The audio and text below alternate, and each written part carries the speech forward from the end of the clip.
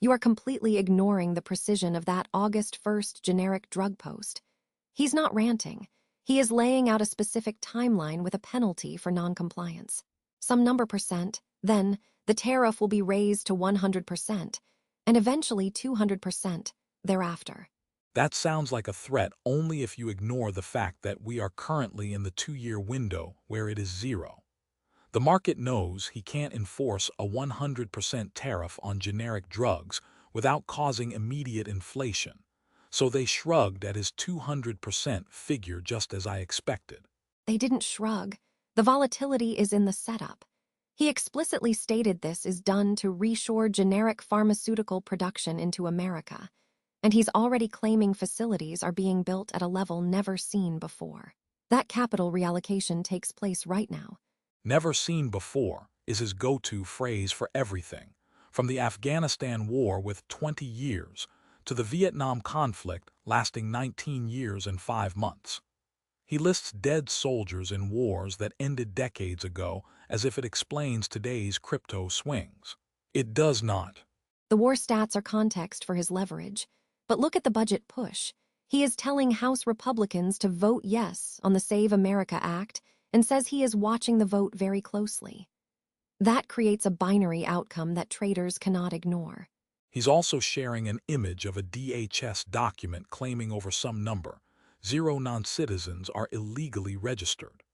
The market sees a man amplifying unverified claims about illegal alien voting alongside health benefits for daylight saving time and treats them all as equal noise. That DHS image is the signal. He's framing election integrity as an immediate threat to secure his legislative agenda. When he warns that blue states will become ghettos of the future with no people, money, or hope, capital flees those jurisdictions instantly. Or they just read your interpretation and realize you're projecting panic onto a post about Trump's long-predicted high-tax exodus, having a Midwest sequel. He shared that link to prove his point, but the actual market data shows no directional shift. The direction doesn't matter if you're looking at price. I'm talking about positioning. The sheer scale of rich people and companies pouring out creates a narrative gravity that pulls liquidity before the news wires even catch up.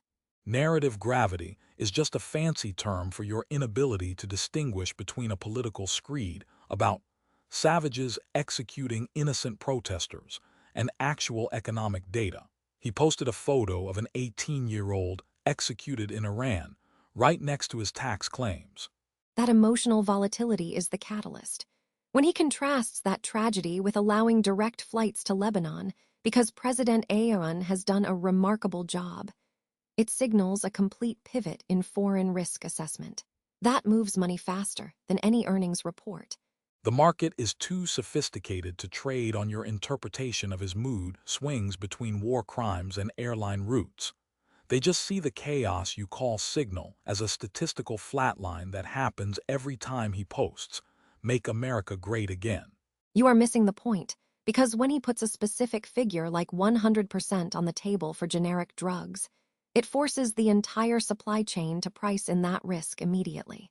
Your risk pricing is just a fantasy built on his assertion that California and Illinois are facing a tax apocalypse, while he sits there smiling at photos of himself, signing executive orders from 2024. That's the show. We're on Spotify and YouTube if this earned it. Like, subscribe, tell a friend. And housekeeping. The machine that writes this gets tuned constantly for cleaner news. The numbers are real, the jokes are not.